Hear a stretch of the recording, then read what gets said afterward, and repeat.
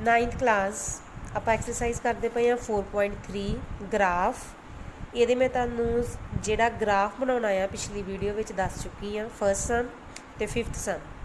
Second ਸਮ ਵੇਖੋ, ਕਹਿੰਦਾ give the equation of two lines passing through this point. ਕਹਿੰਦਾ ਇੱਕ ਇਕੁਏਸ਼ਨ ਬਣਾਓ, ਇਕੁਏਸ਼ਨਸ ਬਣਾਓ ਦੋ ਲਾਈਨਾਂ ਦੀ ਜਿਹੜੀ ਇਹ 'ਚੋਂ ਪਾਸ ਕਰੇ। ਅੱਗੇ ਕਹਿ ਰਿਹਾ how many more such lines are there and why. ਕਹਿੰਦਾ ਇਹਦੇ ਵਰਗੀਆਂ ਹੋਰ ਕਿੰਨੀਆਂ ਲਾਈਨਸ ਹੋਣਗੀਆਂ ਅਤੇ ਕਿਉਂ ਹੋਣਗੀਆਂ। ਠੀਕ ਆ, ਵੇਖੋ ਇਹਦਾ ਸਭ ਤੋਂ ਪਹਿਲਾਂ ਲਿਖਣਾ ਲੈਟ ਲੀਨੀਅਰ ਇਕੁਏਸ਼ਨ ਐਕਸ ਦੀ ਵਾਈ ਦੀ ਸਟੈਂਡਰਡ ਫਾਰਮ ਕੀ ਆ, ax plus by equals to c। ਇਹ ਕੋਈ ਲੀਨੀਅਰ ਇਕੁਏਸ਼ਨ ਹੈ। ਠੀਕ ਆ, ਕਿਹੜੇ ਕਿਹੜੇ ਪੁਆਇੰਟਸ ਨੂੰ ਸੈਟਿਸਫਾਈ ਕਰਦੀ ਪਈ ਆ, 2 ਤੇ 14 ਨੂੰ। ਠੀਕ ਆ, ਵਿਚ ਇਜ਼ ਸੈਟਿਸਫਾਈਡ 2 ਤੇ 14। ਠੀਕ ਆ, ਇਹਦਾ ਮਤਲਬ ਇਹ ਆ ਕਿ 2 ਤੇ 14 ਲਾਈਜ਼ ਔਨ ਇਟ। ਇਹਦਾ ਮਤਲਬ 2 ਤੇ 14 ਦੇ ਉੱਤੇ ਲਾਈ ਕਰਦੇ ਪਏ। ਲਾਈ ਕਰਨ ਦਾ ਮਤਲਬ ਕੀ ਆ ਕਿ x ਦੀ ਵੈਲਿਊ ਕਿੰਨੀ ਆ 2 ਇਹ ਆ ਗਿਆ, ਤੇ y ਦੀ ਵੈਲਿਊ ਬੇਟਾ ਕਿੰਨੀ ਆ 14 ਵੀ ਇਕੁਅਲਸ ਟੂ c ਆ ਗਿਆ ਜੀ। ਇਹਦਾ ਨੰਬਰ ਪਾ ਲਓ 1, ਇਹਦਾ ਨੰਬਰ ਕਿੰਨਾ ਪਾ ਲਓ 2। ਹੁਣ ਦੋਵੇਂ ਇਕੁਏਸ਼ਨਸ ਕਿਹਦੇ ਇਕੁਅਲ ਆ c ਦੇ। ਜੇਕਰ ਰਾਈਟ ਹੈਂਡ ਸਾਈਡ ਦੋਵਾਂ ਦਾ ਇਕੁਅਲ ਆ, ਇਹਦਾ ਮਤਲਬ ਲੈਫਟ ਹੈਂਡ ਸਾਈਡ ਵੀ ਇਕੁਅਲ ਹੋਊਗਾ ਕਿ ਨਹੀਂ।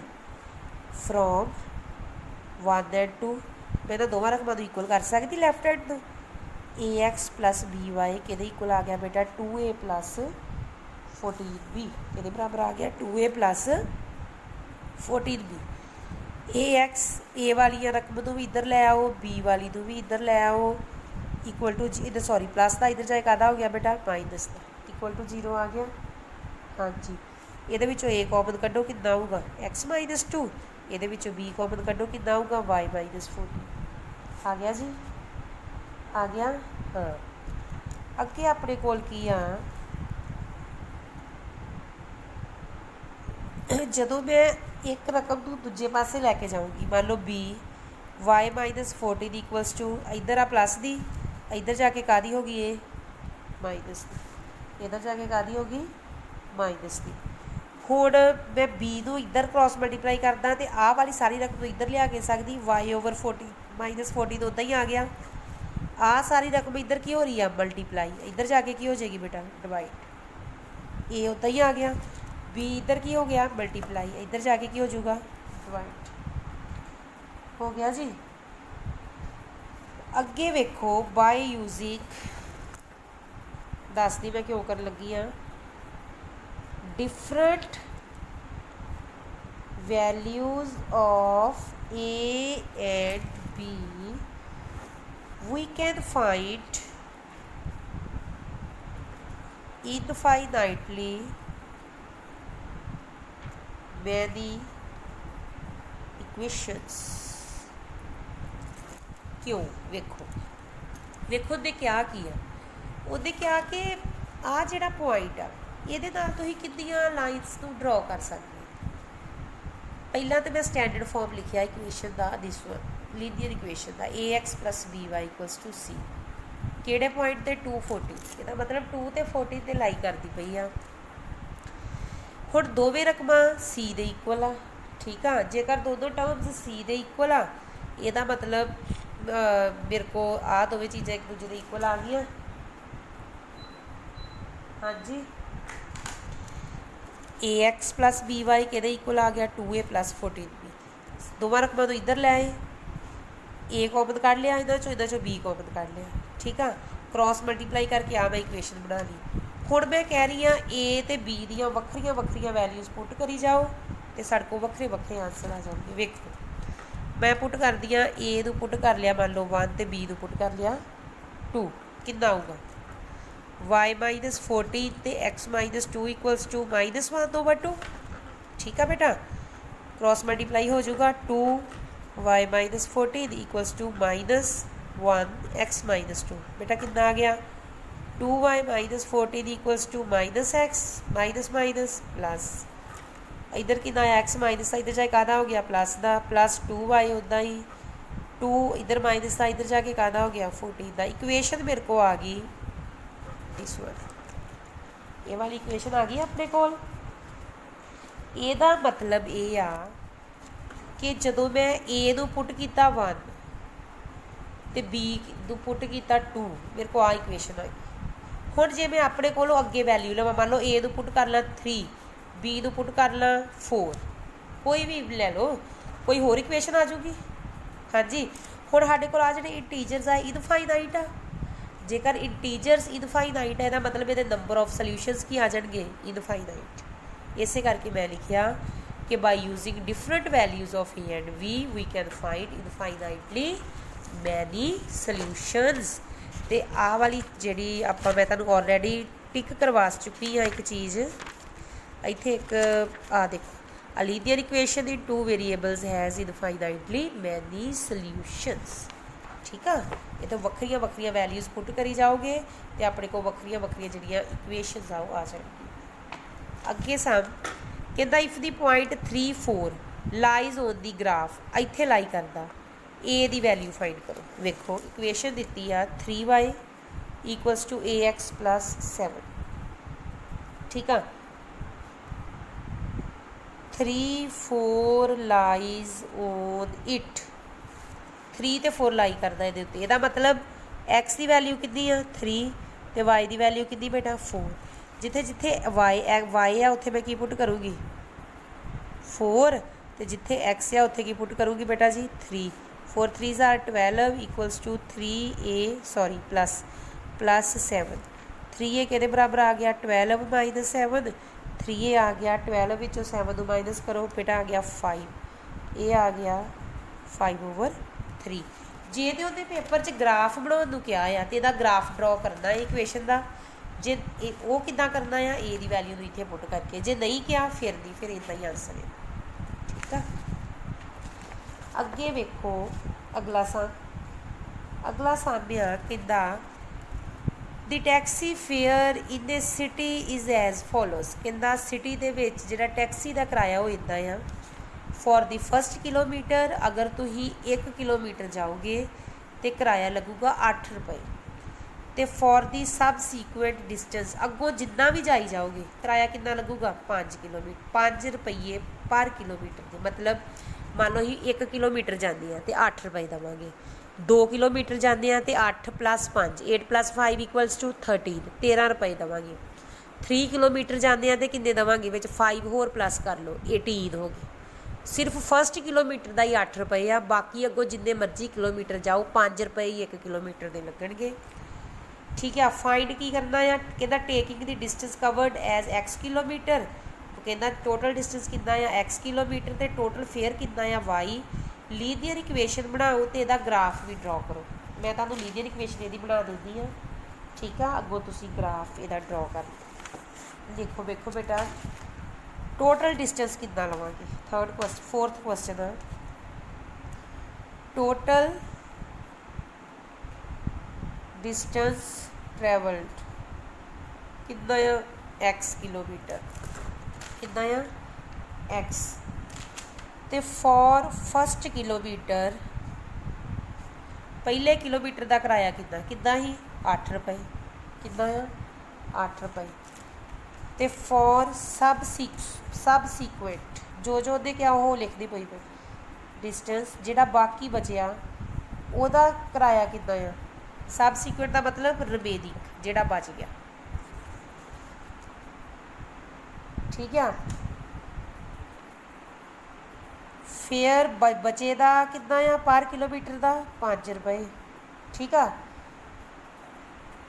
फेयर पर किलोमीटर आ दिस वन यदा मतलब फेयर फॉर रिमेनिंग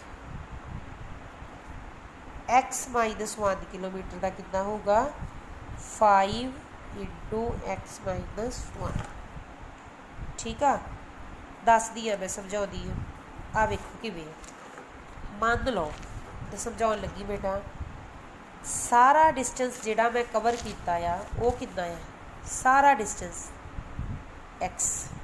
ये भी छड्डो, मान लो इत्थों मैं तुरी, सारा डिस्टेंस आ 10 किलोमीटर, सारा डिस्टेंस कितना है 10, आ 1 किलोमीटर आ, ਇਹਦਾ किराया मैं कितना दिता 8 रुपए, बाकी कितने किलोमीटर बचे 9 किलोमीटर, 1 किलोमीटर का तो 8 रुपए आ, तो बाकिया का कितना होगा 9 मल्टीप्लाई 5, 9 मल्टीप्लाई 5 ही होगा ना, क्योंकि बाकिया का 5 आ इक्वल्स टू 4, 9 मल्टीप्लाई 5, 9 कितों लिख सकती मैं 10 माइनस 1, 9 कितना आया सारा जितना ही वो चो 1 माइनस करना, कितना आया 10 माइनस 1, ये इक्वेशन बन गई मेरे को 10 माइनस 1 मल्टीप्लाई 5।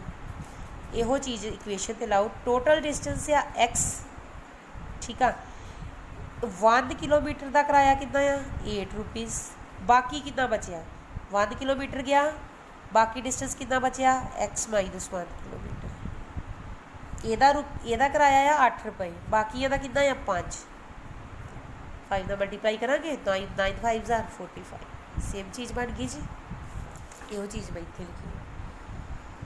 हुण बेटा टोटल फेयर लो, टोटल फेयर कितना है वाई, सारा फेयर 1 किलोमीटर का आ 8, बाकी किलोमीटरस का कितना है एक्स माइनस 1 कि बराबर आया बेटा, बाकी किलोमीटरस का आ 5 इंटू एक्स माइनस 1 कि बराबर आया वाई दे 8 प्लस 5 आ रुपीज़ भावें इत्थे रहने दो,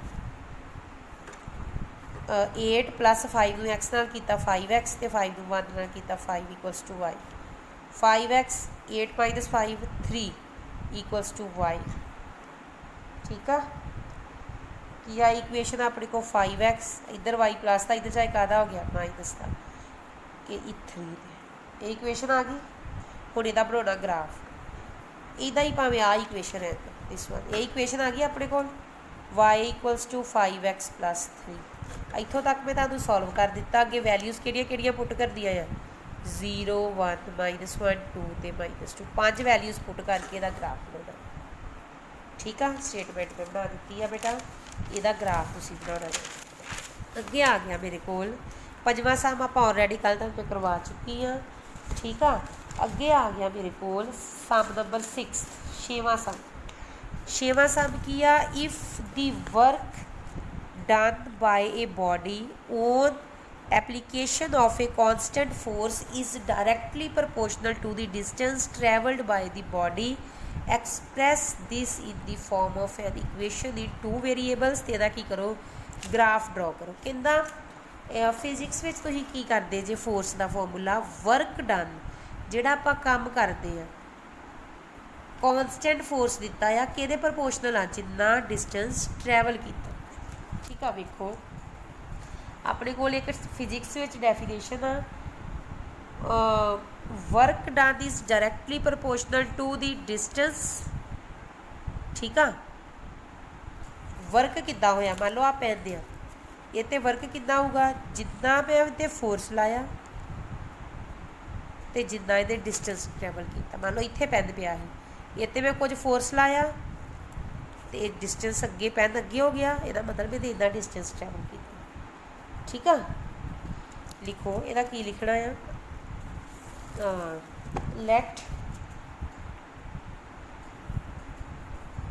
लेट 6 सम वर्क डन किया y यूनिट्स ते डिस्टेंस किया अपने कोल, डिस्टेंस हैगा अपने कोल डिस्टेंस ट्रैवल्ड